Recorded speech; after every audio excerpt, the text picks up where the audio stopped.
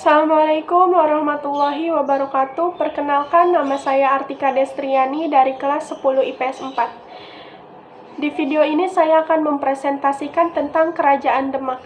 Kerajaan Demak berdiri sekitar tahun 1500. Kerajaan Demak secara geografis terletak di Jawa Tengah. Kerajaan Demak merupakan kerajaan Islam pertama di Pulau Jawa yang pada awal munculnya Kerajaan Demak mendapat bantuan dari para bupati daerah pesisir Jawa Tengah dan Jawa Timur yang telah menganut Islam. Sebelumnya Demak bernama Bintoro yang merupakan daerah vasal atau bawahan dari Kerajaan Majapahit.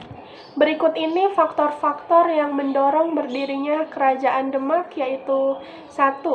Jatuhnya Malaka ke tangan Portugis yang menyebabkan para pedagang Islam mencari persinggahan dan perdagangan baru, misalnya di Demak.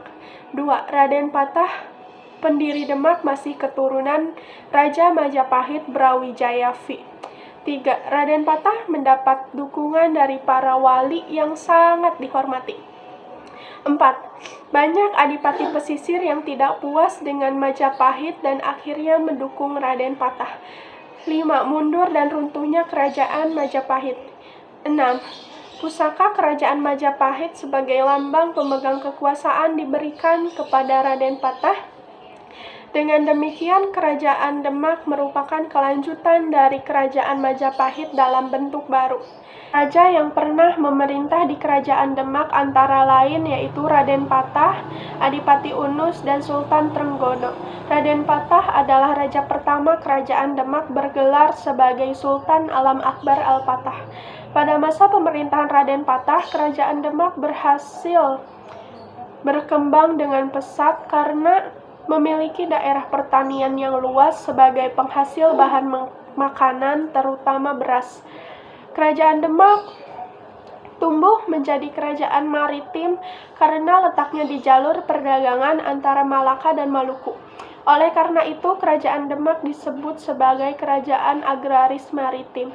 Adapun barang dagangan yang diekspor Kerajaan Demak antara lain beras, lilin, dan madu.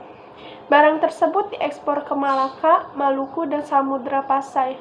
Wilayah kekuasaan Kerajaan Demak pada masa pemerintahan Raden Patah cukup luas, meliputi Jepara, Tuban, Sedayu, Palembang, Jambi, dan beberapa daerah di Kalimantan.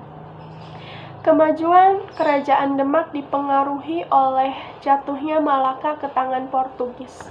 Oleh karena Malaka sudah dikuasai oleh Portugis, para pedagang yang tidak simpatik dengan Portugis di Malaka beralih ke pelabuhan-pelabuhan Kerajaan Demak. Selanjutnya, pelabuhan-pelabuhan tersebut berkembang menjadi pelabuhan transit. Sebagai pusat perdagangan, Kerajaan Demak tumbuh menjadi pusat penyebaran agama Islam. Pada masa pemerintahan Sultan Trenggono, Kerajaan Demak mencapai puncak kejayaan dan agama Islam berkembang dengan luas. Sultan Trenggono dilantik menjadi Raja Demak oleh Sunan Gunung Jati dengan gelar Sultan Ahmad Abdul Arifin. Pada tahun 1522 Masehi, Demak mengirimkan pasukan ke Jawa Barat yang dipimpin oleh Fathahilah.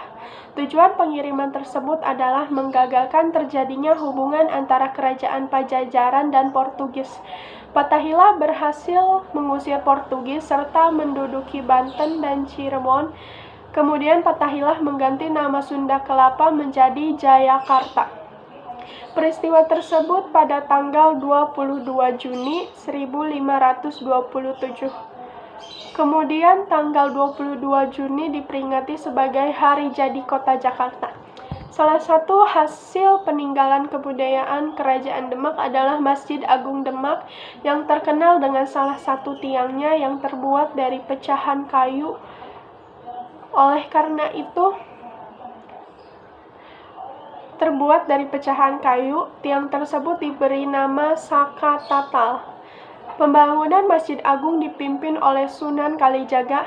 Di pendopo masjid inilah Sunan Kalijaga meletakkan dasar-dasar perayaan Sekaten yang tujuannya menyebarkan tradisi Islam. Tradisi tersebut sampai sekarang masih berlangsung di Yogyakarta dan Surakarta.